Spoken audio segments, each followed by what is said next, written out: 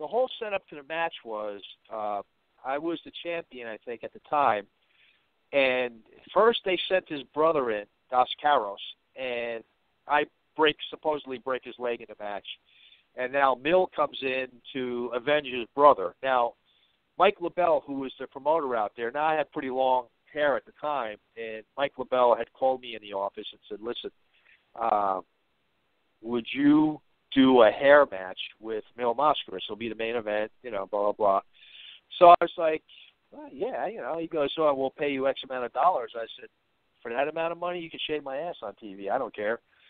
So we kind of had the agreement that, I was going to do the hair thing. So I was fully expecting it. And, I didn't care. I knew it was going to grow back and stuff. But, so then we had the match, and we set the match up, and it was cool because we were broadcast on Channel 41, which is the international Spanish network, and then we were also televised on local TV in L.A., which was Channel 34.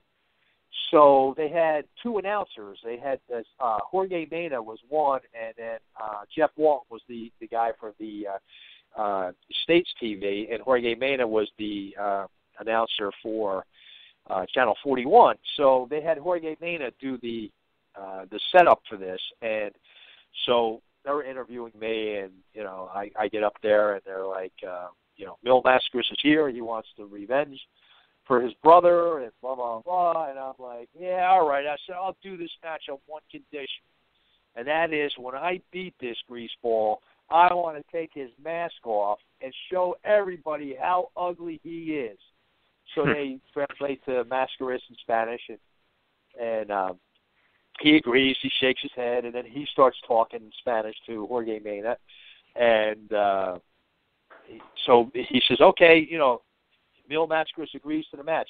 Will you sign the contract? So, yeah, I signed it. So I signed the contract. He signs the contract.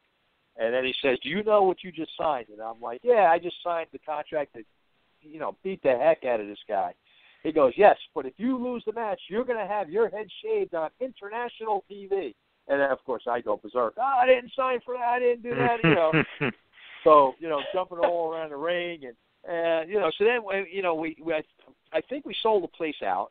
It got over really, really big. And, it was, he wasn't easy to work with because he didn't like to sell. I mean, it was very difficult to work with him.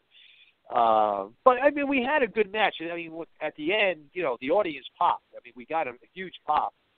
And, he did his signature, off the top rope. He hits me with the flying body press, 1, 2, 3, I kick out, and I get up and I start to get out of the ring, and then they grab me, a couple of the wrestlers, and they hold me down. And they had a barber that wasn't smart to the business. He comes in, and he starts shaving my head, and they got the camera right in my face. So I'm like, I'm going to kill you, I'm telling the guy, right? Well, now I'm watching the guy. He's got this buzzer in his hand shaking. And I'm like, this guy's going to cut my freaking ear off.